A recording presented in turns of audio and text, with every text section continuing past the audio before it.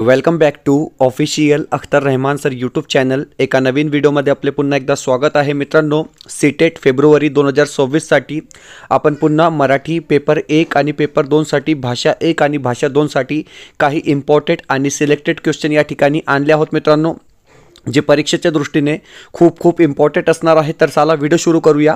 Video सुरू करण्या अगोदर आपण जर आमच्या चॅनलवर नवीन असाल तर प्लीज चॅनलला सबस्क्राईब करा. साईडचे जे बेल नोटिफिकेशन आहे त्याला देखील ऑन करा, जेणेकरून आपल्याला अशाच प्रकारचे व्हिडिओ वेळेवर पाहायला मिळेल. मित्रांनो, डिस्क्रिप्शनमध्ये आमच्या टेलिग्राम आणि व्हॉट्सअप चॅनलची लिंकसुद्धा दिलेली आहे. तिथे जाऊन आपण आमच्या टेलिग्राम आणि व्हॉट्सअप चॅनलला सुद्धा जॉईन करू शकतात. जर तुम्हाला आमच्या चॅनलची मेंबरशिप हवी असेल तर फक्त जॉईन बटनला जॉईन करून आपण ही मेंबरशिप घेऊ शकतात. मित्रांनो, जेणेकरून तुम्हाला प्रत्येक व्हिडिओ जे आहे ते वेळेवर पाहायला मिळेल. व्हिडिओला लाईक करा, चॅनलला सबस्क्राईब करा. पाहूया प्रश्न क्रमांक 1. हे बघा मित्रांनो, प्रश्न क्रमांक 1 अशा प्रकारे इथे दिलेला आहे की मराठी लँग्वेज पॅडागॉजी किंवा मराठी अध्यापनशास्त्र पेपर 1 आणि पेपर 2साठी मातृभाषा आधारित बहुभाषिकत्व कशाचे पुरस्कार करते, अशा प्रकारे काय आहे. पहिला प्रश्न या ठिकाणी दिलेला आहे आणि आपल्याला हे बघा 4 ऑप्शन या ठिकाणी दिलेले आहे की सर्व मुले त्याच्या शिक्षणाची सुरुवात इंग्रजी आणि घरच्या भाषेतून करतात.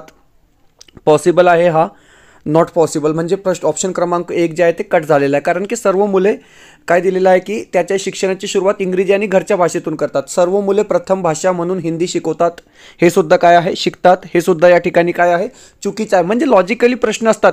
TETमध्ये तुम्हाला परफेक्ट आन्सर द्यावा लागतो, ग्रामर विचारला जातो, व्याकरण विचारलं जातो मित्रांनो, परंतु या ठिकाणी तुम्हाला एक लॉजिकली जे आहे तुम्ही प्रश्नाचे उत्तर देऊ शकतात. त्यानंतर सर्व मुलांनी त्यांच्या शिक्षणाची सुरुवात मातृभाषा घरची भाषा याने करावी, हे काय असणार आहे, परफेक्ट आन्सर असणार आहे. म्हणजे जे ऑप्शन क्रमांक 3 असेल ते आपला काय असणार आहे, योग्य उत्तर असणार आहे. कारण की सर्व मुले त्यांच्या शिक्षणाची सुरुवात प्रदेशाची भाषा यापासून करतात, हे सुद्धा काय आहे, चुकीचं दिलेलं आहे. म्हणजे पर्याय क्रमांक 3 काय आहे, बरोबर उत्तर या ठिकाणी राहणार आहे. ऑप्शन क्रमांक 3 इज द राईट आन्सर. पुढचा प्रश्न, प्रश्न क्रमांक जे 2 विचारलेला आहे. हे बघा, आता प्रश्न क्रमांक 2 या ठिकाणी दिलेला आहे की संहिता आकलनाच्या पद्धतीच्या संदर्भातले चुकीचे विधान शोधा.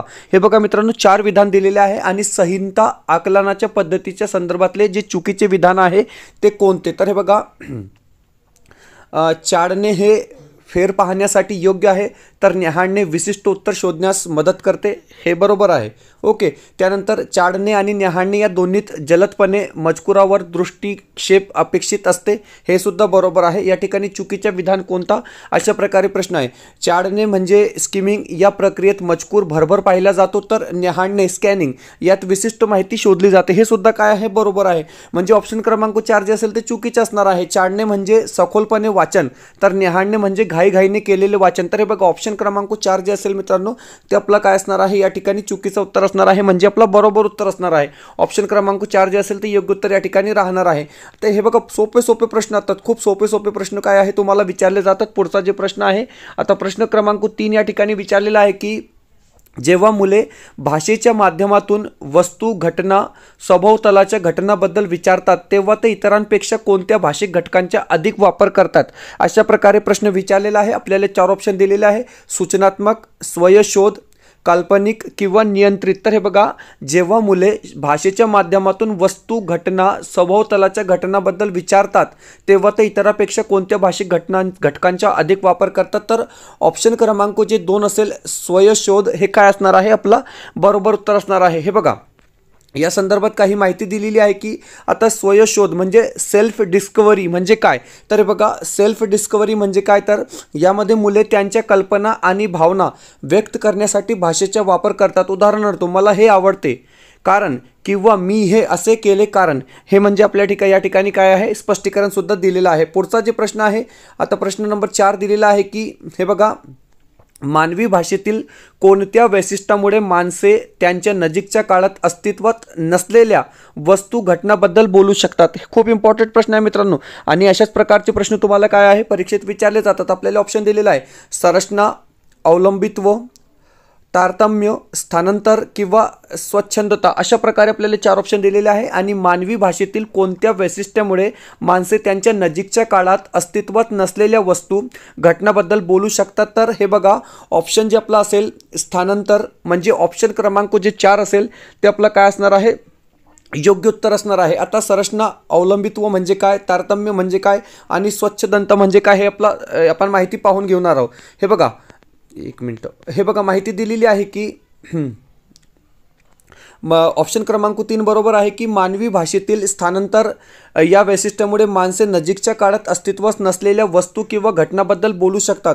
स्थानांतर म्हणजे भाषा वापरण्याची क्षमता, ज्यामुळे आपण भूतकाळ, भविष्यकाळ किंवा काल्पनिक गोष्टीबद्दल बोलू शकतो ज्या प्रत्यक्षपणे आपल्या आजूबाजूला नाहीत. ओके, आता त्यानंतर ऑप्शन 1 होता संरचना अवलंबित्व. ओके, आता हे काय आहे तर हे बघा, स्ट्रक्चर डिपेंडन्स हे वैशिष्ट्य सूचित करते की भाषेचे नियम आणि व्याकरण महत्त्वाचे आहे, पण ते स्थानांतरासाठी मुख्य कारण नाही. आणि दुसरं जे आहे तारतम्य म्हणजे काय तर भाषेतील ध्वनी आणि शब्द वेगळे असतात, ज्यामुळे अमर्याद अर्थ तयार होतात. हे वैशिष्ट्य ही थेट स्थानांतराशी संबंधित नाही. आणि चौथा जे दिलेला आहे स्वच्छता, हे काय असणार आहे तर याचा अर्थ असा की भाषेतील चिन्हे, उदाहरण शब्द आणि त्याचे अर्थ यांच्यात कोणत्याही नैसर्गिक संबंध नाही. उदाहरणार्थ मांजर या शब्दाचा मांजर या प्राण्यांशी थेट संबंध नाही. हे वैशिष्ट्यही स्थानांतराशी थेट संबंधित नाही. अशा प्रकारे माहिती दिलेली आहे. प्रश्न क्रमांक या ठिकाणी आपण पाहणार आहोत.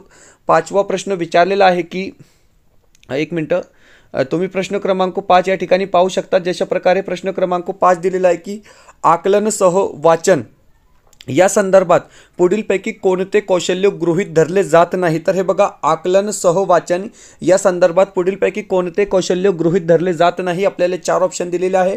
आणि हे बघा, जे पर्याय क्रमांक 3 असेल त्यासला आपला योग्य उत्तर असणार आहे की स्वतंत्र अक्षरावर भर देणे. हे आपला काय असणार आहे या ठिकाणी योग्य उत्तर असणार आहे, कारण ते गृहीत धरले जात नाही. पुढचा जे प्रश्न आहे प्रश्न क्रमांक या संदर्भात सुद्धा माहिती दिलेली आहे की आकलनासह वाचन या संदर्भात ऑप्शन जे 3 आहे स्वतंत्र अक्षरावर भर देणे हे कौशल्य गृहीत धरले जात नाही, कारण आकलनामध्ये मजकुराचा अर्थ समजून घेणे, विश्लेषण करणे आणि त्यावर आधारित निष्कर्ष काढणे अपेक्षित असते. या उलट स्वतंत्र अक्षरावर भर देणे हा भाषेचा मूलभूत भाग असला तरी तो वाचनाच्या आकलनासाठी मुख्य कौशल्य नाही. अशा प्रकारे माहिती सुद्धा काय आहे देण्यात आलेली आहे. पुढचा जे प्रश्न आहे प्रश्न क्रमांक 6वा प्रश्न विचारलेला आहे की पुढीलपैकी व्याकरण अनुवाद माध्यमातून द्वितीय भाषा शिकवण्याचे कोणते वैशिष्ट्य नाही. आता हे बघा मित्रांनो, कोणते वैशिष्ट्य नाही द्वितीय भाषा शिकवण्याचे, अशा प्रकारे काय आहे प्रश्न विचारलेला आहे. तर हे बघा, म्हणजे थेट दुसऱ्या भाषेत बोलणे आणि नंतर दोन्ही भाषांच्या व्याकरणिक नियमांची तुलना करणे हे काय असणार आहे, चुकीचं विधान असणार आहे. कारण की थेट दुसरी भाषा बोलणे हे काय असणार आहे या ठिकाणी चुकीचं आहे. बाकीचे जे विधान आहे भाषेच्या वर्तनापेक्षा भाषेच्या घटकावर भर देणे हे बरोबर आहे. प्रथम आणि द्वितीय भाषेच्या व्याकरणाची नियमांची तुलना करणे हे सुद्धा बरोबर आहे. आणि द्वितीय भाषेच्या व्याकरणाचे नियम शिकवणे व पाठ करणे हे सुद्धा बरोबर आहे. परंतु ऑप्शन क्रमांक जे 1 असेल ते आपला काय असणार आहे योग्य उत्तर या ठिकाणी असणार आहे. प्रश्न क्रमांक 7वा प्रश्न दिलेला आहे की हे बघा, तुम्ही प्रश्न क्रमांक 7 पाहू शकतात की शिक्षिका आपल्या विद्यार्थ्यांना विचारते, मी दिलेल्या अनुभवावर आधारित प्रश्नांची उत्तरे तुम्ही कशी दिलीत आणि त्याची उत्तरे देताना तुमच्या मनात नक्की काय सुरू होते, हे डॅश डॅशचे उदाहरण आहे.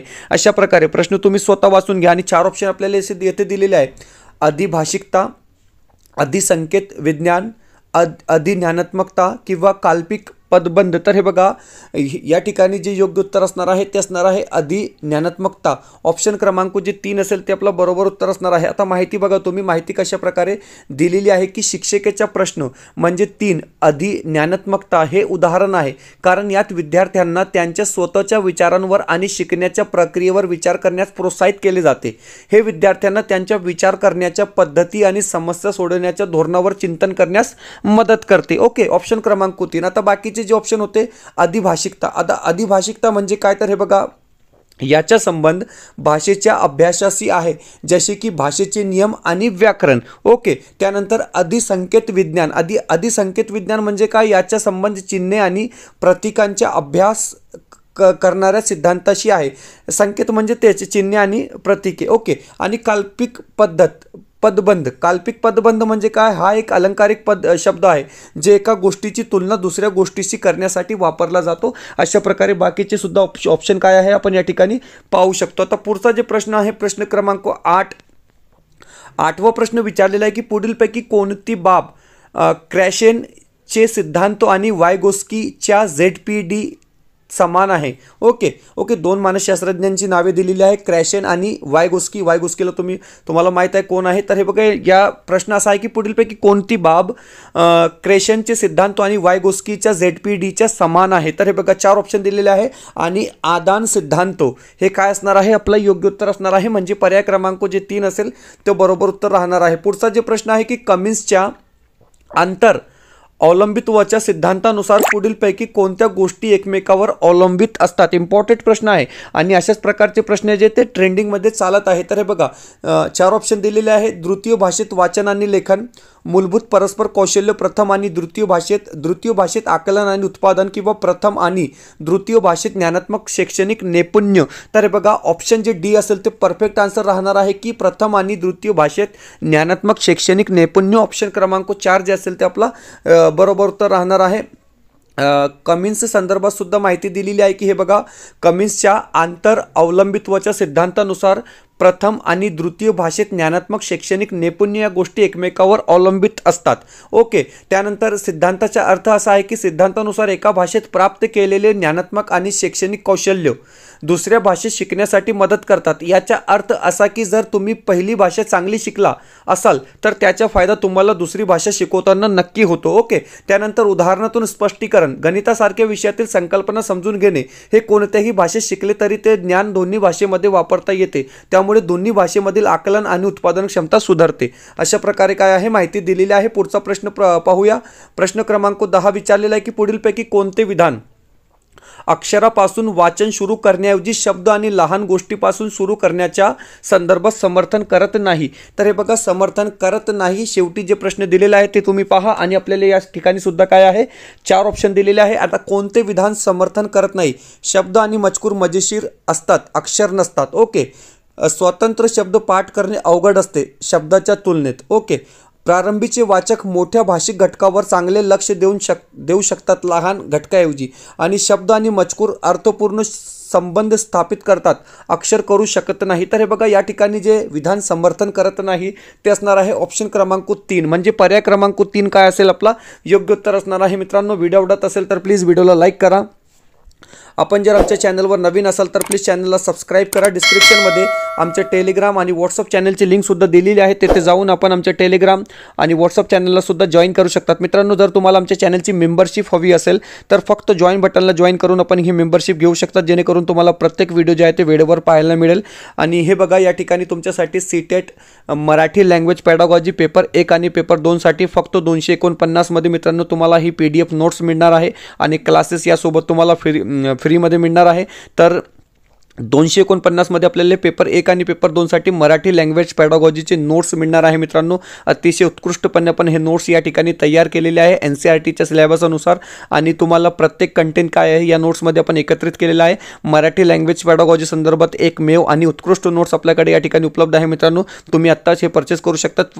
प्राइस फक्त 249 रुपये आहे. पेपर 1 आणि पेपर 2 साठी स्क्रीनवर एक कॉन्टॅक्ट नंबर दिलेला आहे, एक व्हॉट्सअप नंबर दिलेला आहे. त्या नंबरवर तुम्ही कॉन्टॅक्ट करून व्हॉट्सअप करून मित्रांनो हे नोट्स परचेस करू शकतात, जेणेकरून तुम्हाला कंटेंट कशा प्रकारे विचारला जातो ते समजणार आहे या ठिकाणी. आणि नंबरसुद्धा दिलेला आहे, त्या नंबरवर कॉन्टॅक्ट करून तुम्ही हे परचेस करू शकतात. व्हिडिओला लाईक करा, चॅनलवर नवीन असाल तर चॅनलला सबस्क्राईब करा. आता प्रश्न क्रमांक 11 विचारलेला आहे की भाषा आणि बोलीच्या संदर्भात भाषिकदृष्ट्या कोणते विधान अचूक आहे? तर हे बघा, भाषा आणि बोलीच्या संदर्भात भाषिकदृष्ट्या कोणते विधान जे आहे ते अचूक विधान आहे. अशा प्रकारे प्रश्न या ठिकाणी काय आहे विचारलेला आहे. तर हे बघा, डायरेक्ट अचूक विधान आपण या ठिकाणी पाहणार आहोत मित्रांनो की भाषा आणि बोलीची भाषिक पुतगात्मता दाखवणारे कोणतेही योग्य निकष नाही. हे विधान काय असणार आहे? बरोबर असणार आहे, कारण की माहितीसुद्धा आपण दिलेली आहे. तुम्ही पाहू शकतात की भाषा आणि बोली यांच्या संदर्भात भाषिकदृष्ट्या भाषा आणि बोलीची भाषिक पृथगात्मकता दाखवणारे कोणतेही योग्य निकष नाही. हे विधान अचूक आहे, कारण भाषा आणि बोली यांच्यातील फरक स्पष्ट करणारा कोणताही एकच निकष नाही, तर त्यांच्यातील फरक हा अनेक घटकावर अवलंबून असतो. म्हणजे ऑप्शन जे बी असेल ते आपला काय असणार आहे? योग्य उत्तर असणार आहे. प्रश्न आहे की वीरा एक 7 महिन्याची मुलगी आहे. ती आता स्वर आणि व्यंजनयुक्त आवाज काढते. ती पुढीलपैकी कोणत्या प्रकारे संभाषण करते? हे बघा, 7 वर्षाची एक मुलगी आहे, 7 महिन्याची. तिचे नाव आहे वीरा. ओके, मुलगी आहे वीरा, एक 7 वर्षाची मुलगी आहे, तिचं नाव आहे वीरा, आणि ती आता स्वर आणि व्यंजनयुक्त आवाज काढते, ती पुढीलपैकी कोणत्या प्रकारे संभाषण करते, तर बडबड करणे, म्हणजे ऑप्शन क्रमांक जे आपला 4 असेल ते आपला काय असणार आहे, योग्य उत्तर असणार आहे.